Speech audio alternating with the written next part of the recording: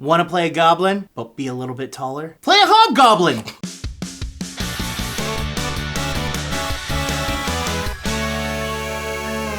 You know why a hobgoblin's called a hobgoblin? The goblins aren't used to being that tall, so they have to hobble. Because they're not. Their legs are longer than... Alright. Hi everyone, welcome to GameGorgon. My name is Krug. I'm Indigo. Today we're here to talk to you about the Hobgoblin, which is a new ancestry in the Lost Omens Player's Guide. The Lost Omens Player's Guide has got a bunch of new ancestries that we're going to be going over. It's actually going backwards and adding new feats and new flavors to ancestries that were in the core rulebook. Which I think you culled, like, a lot.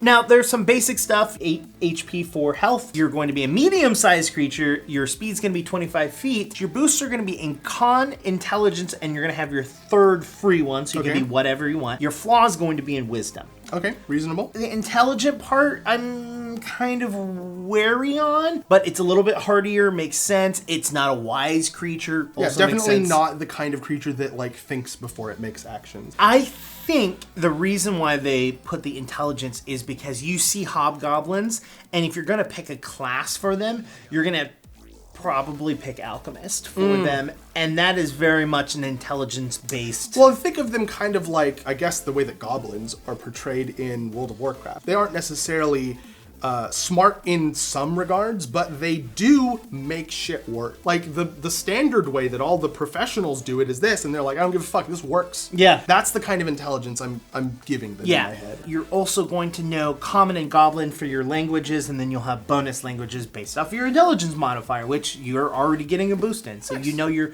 going to at least get one more. Yes. Now there are a bunch of new heritages under Hobgoblin that you can get. We're going to go over all of the different heritages, and then when it comes to the feats, we're going to tell you how many feats are in each section, and then we're going to pick one or two in some sections that we felt were really kind of cool. And want to talk about. Exactly. Now the first heritage that we're going to be going over is Elfsbane. And by Elfsbane, I just mean Elfbane, just not plural. So the history behind hobgoblins is that they were enslaved by elves. Eventually, they were released by elves, and elves gave them their freedom. Okay. But there is still a level of hatred from the hobgoblins against the elves, and so they actually consider magic to be called elf magic, even if it's being done by a dwarf. Yes. Elf magic. Yes. Cool. Elfbane heritage gives you an ability called resist elf magic.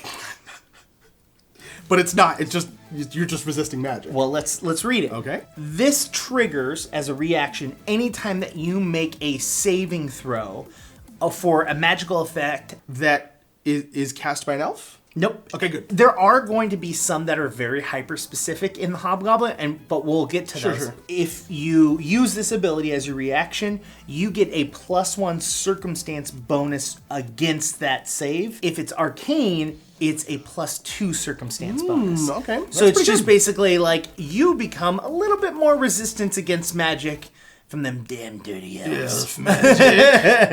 Next, there's Runt Boss. If you take Runt Boss, you're going to gain the group coercion skill feat for free. You're able to make an intimidation check against multiple people. So instead of by one person, which is how it normally works, you can do for two. Yeah. And then as your intimidation goes up in level, you group get size. Exactly. But that's not all. Nope. Even though it kind of should be. If you roll an intimidation check against a goblin and gain a success, you gain a critical success instead. If you gain a critical failure, you gain a failure instead. These are just against goblins, not against things with the goblin trait, not against things that are small like a goblin is. It is literally just against the ancestry goblin. End of conversation. The fact that it is specifically just goblins. And that's just for the second portion of it. You still are going to get group coercion. Yeah, which is good. But the goblin aspect of it is like you could have added a little bit of any small creature. Maybe maybe if it's a small creature, you get a +1, and if it's a goblin, you get all this other awesome stuff. That would have been cool. But I mean, they're better at balancing. I still do like this if this is someone that is going to be a charismatic based character. Like, this is a really good one for you. The next one is going to be Smoke Worker, where you actually gain fire resistance equal to half of your level. That's very valuable. Yeah, minimal. Fire is common. Yeah, and yes, it is. The alchemist-esque kind of like heritage, and you automatically succeed the DC 5 flat skill check to be able to find a creature that is concealed by smoke specifically. Just smoke, yeah. Yeah. Next, there's War Mark. This Hobgoblin is going to be able to subsist on poor meals, even if they critically fail a survival check to subsist. That's kind of meh, but this next part is great. When you are exploring, you can hustle for twice as long as you normally would be able to, which if you're not sure, we just recorded our exploration video. It's your con times 10 minutes. I remember that. Yes, minimum of 10 minutes. Yep. And it's your con mod, right? What did I say? You just said con. Mod. The last one for now is going to be Warrenbred, where you actually are considered to have you're a hobgoblin that has slightly larger or longer ears. That's actually a part of the flavor text. Okay. When you're underground and you make a seek, you're going to actually increase the range in which you can hear other creatures or sense them from a 15 foot, which normally is out to a 30 foot. You're also going to, I hate this one. If you roll a success on an acrobatics check to squeeze, Already out. you get a critical success instead. Cool. Guess who doesn't know what those do?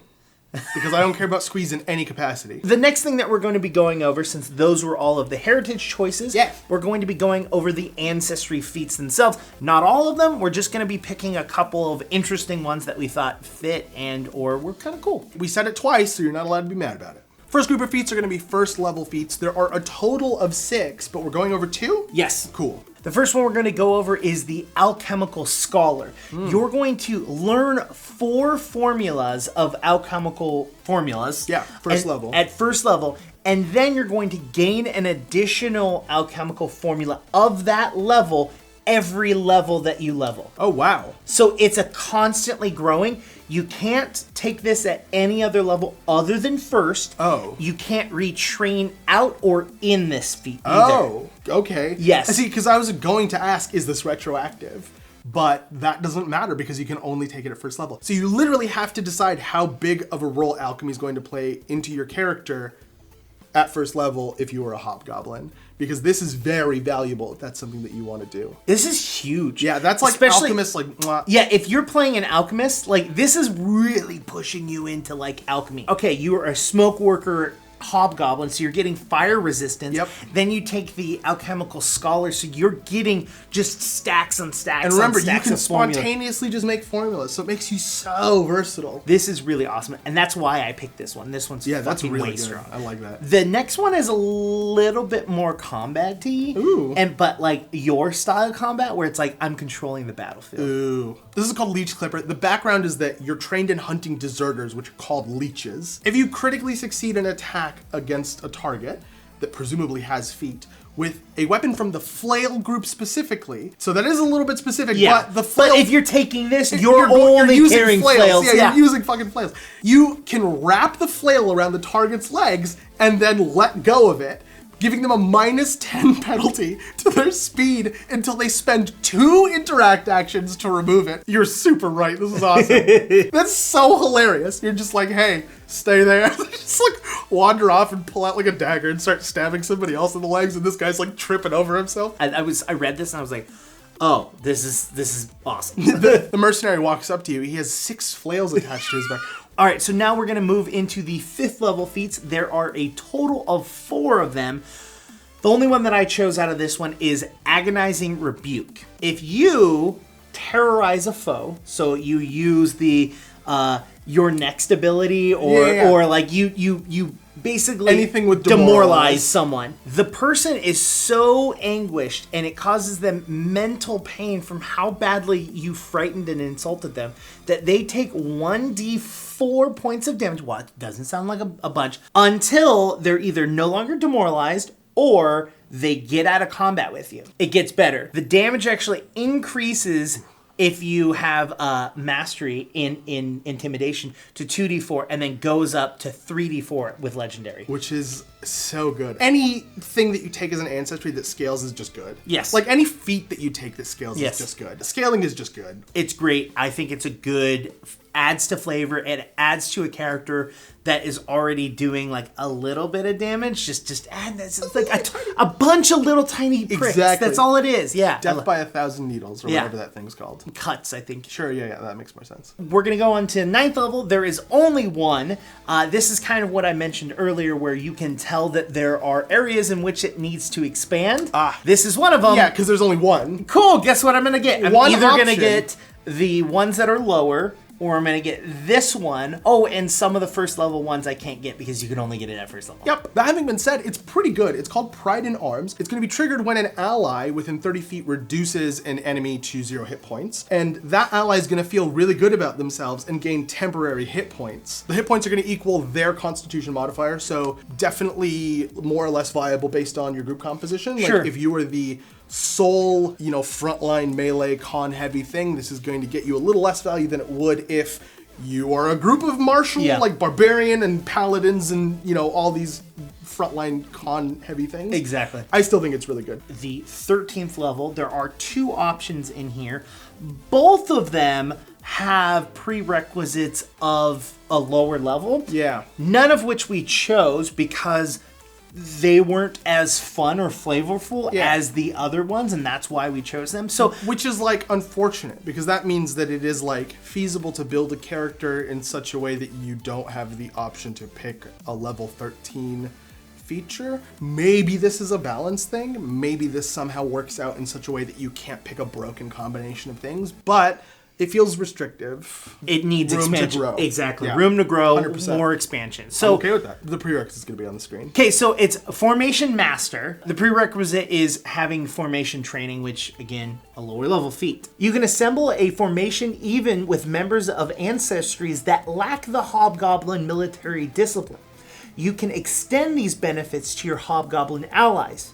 When you're adjacent to at least 2 humanoid allies, you gain the benefits of formation training, even if they aren't Hobgoblin allies. Hobgoblin ally adjacent to you and at least 1 other Hobgoblin ally also gains the benefit from the formation training feat. But let's just say that you do like the bonuses that you get, but you're in a group of non-Hobgoblins. You're basically taking a feat at a lower level, so that you can wait until you get to the higher. It's like the retraining problem. but I think that's an issue with this feat. Yeah, the feat shouldn't depend on what your allies pick in their character creation. Why put more restrictions on that by making class and ancestry features rely on other players' choices? That is not cool. So I'm going to talk about another game. I'm not going to mention the name of this game, but there is a game where if you want to choose a specific class, right, another player in that group has to choose a specific ancestry. That's weird. Yeah, and it has to do with the lore of the world, and I get that, but at the other way, my decision should not affect another player's character creation decision. Yeah, and then you get to the point where it's like, oh, well, now we're trying to min-max the group. And then it's like, oh, well, I could be stronger if you pick this. Well, that makes me weaker. Like, that conversation's not a fun one to have, right? If I want to min-max my character, I want to pick the things that make me strongest. I'm not interested in what everybody else has to do, except for, is our composition a viable one? If I'm focusing on roleplay and I'm giving F what my stats are, I don't want you to choose the ancestry I'm playing, because it's a really important part of the role play. Like, oh, if I pick an elf, it's going to I get this air of dignity and gracefulness, or you can play a hobgoblin. I mean, sure, you can play a graceful, hobgoblin with dignity, but stereotypically, you don't want to. What should it be restrained by a level 13 hobgoblin feat? That's such an asinine reason to pick anyways.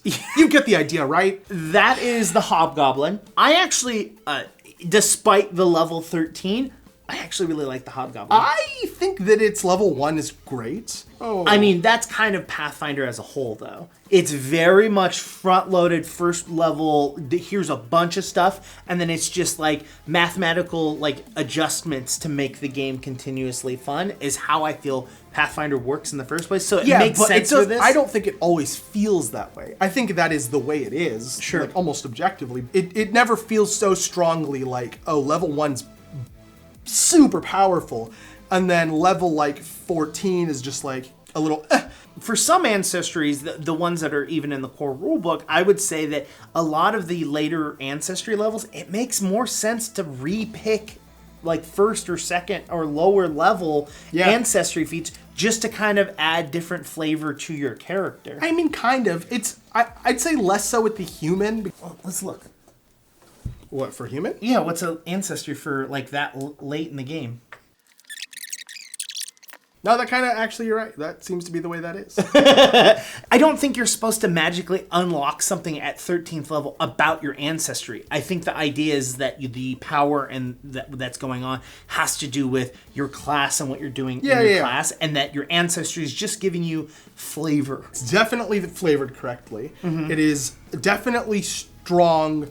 Like, you can't say it's weak. No. That's for sure. No, I really like it. I definitely think there are specific classes that really work well with it. Alchemist, Rogue, both of those are really good.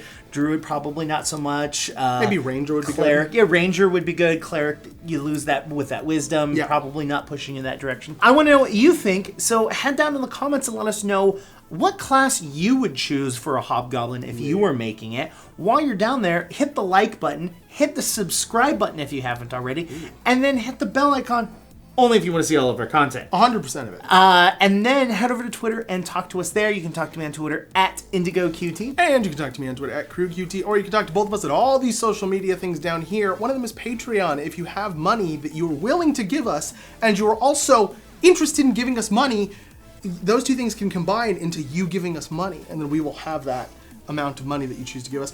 Or you can, go onto one of these other places and talk to us. Mm-hmm. The best one is Discord. Yes. Because it's like in real time, and one of the few things that we still get notifications to our phone for. You can do that. You can join us on Twitch. We've been doing a ton of content on Twitch that then comes to YouTube. But going and watching live has been really fun. Talking to a bunch of brand new people. It's been insane the amount of growth that we've had on Twitch in the last couple of weeks. Yeah. So go join us there. Talk to you guys all there. I got nothing else to say. What about you? I don't. I do have one more thing, actually. We'll see you guys next time.